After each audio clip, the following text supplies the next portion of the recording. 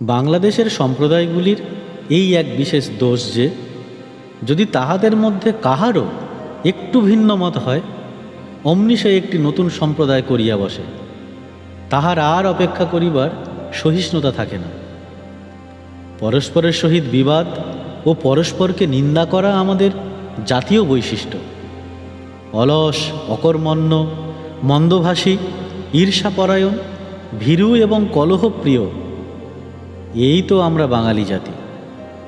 নূতন অবশ্যই শিখতে হবে, করতে হবে, কিন্তু তা বলে কি পুরনোগুলোকে জলে ভাসিয়ে দিয়ে নাকি?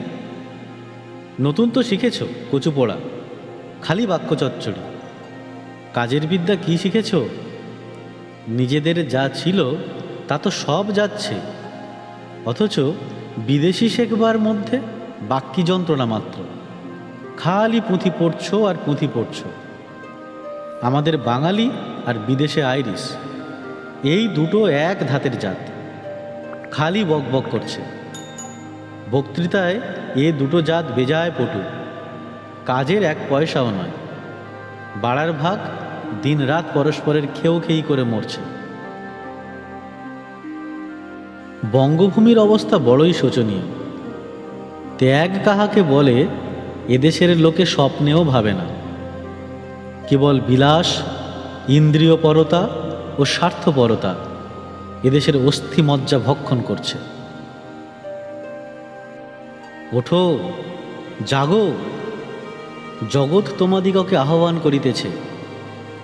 ভারতের অন্যান্য স্থানে বুদ্ধিবল আছে, ধনবল আছে, কিন্তু কেবল আমার মাতৃভূমিতেই উৎসাহাগ্নি বিদ্যমান। এই উৎসাহাগ্নি প্রজ্বলিত করিতে হইবে। অতএব হে কলিকাতাবাসী যুবকগণ, হৃদয়ে এই উৎসাহের আগুন জ্বালিয়া জাগরিত হও। আমি তো এখনো কিছুই করিতে পারি নাই, তোমাদিগকেই সব করিতে হইবে। যদি কাল আমার দেহত্যাগ হয়, সঙ্গে সঙ্গেই এই কার্য লোপ পাইবে না। আমার দৃঢ় বিশ্বাস, জনগণের মধ্য হইতে সহস্র সহস্র ব্যক্তি আসিয়া এই ব্রত গ্রহণ করিবে এবং এই কার্যের এত দূর উন্নতি ও বিস্তার হইবে, যাহা আমি কখনো কল্পনাও করি নাই। আমার দেশের উপর আমি বিশ্বাস রাখি, বিশেষত আমার দেশের যুবক দলের উপর। বঙ্গীয় যুবকগণের স্কন্ধে অতি গুরুভার সমর্পিত।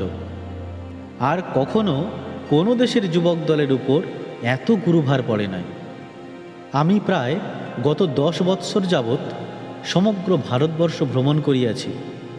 তাহাতে আমার দৃঢ় প্রতীতি হইয়াছে যে বঙ্গীয় যুবকগণের ভিতরে দিয়াই সেই শক্তি প্রকাশিত হইবে, যাহা ভারতকে তাহার উপযুক্ত আধ্যাত্মিক অধিকারে পুনঃপ্রতিষ্ঠিত করিবে।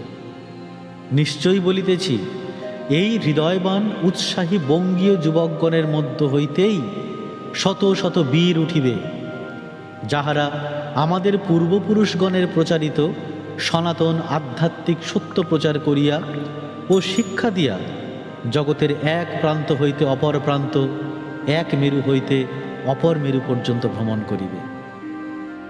বঙ্গীয় যুবকগণ, তোমরা ধনী ও বড়লোকের মুখ চাহিয়া থাকিও না। দরিদ্রেরাই পৃথিবীতে চিরকাল মহৎ ও বিরাট কার্য সাধন করিয়াছে। যেহেতু তোমরা দরিদ্র, সেজন্যই তোমরা কাজ করিবে। যেহেতু তোমাদের কিছুই নাই, সেহেতু তোমরা অকপট হইবে। অকপট বলিয়াই তোমরা সর্বত্যাগের জন্য প্রস্তুত হইবে। হে দরিদ্র বঙ্গবাসীগণ, ওঠো, তোমরা সব করিতে পারো, আর তোমাদিগকে সব করিতেই হইবে। যদিও তোমরা দরিদ্র, তথাপি অনেকে তোমাদের দৃষ্টান্ত অনুসরণ করিবে। দৃঢ়চিত্ত হও, সর্বোপরি পবিত্র ও সম্পূর্ণ অকপট হও। বিশ্বাস করো যে তোমাদের ভবিষ্যৎ অতি গৌরবময়।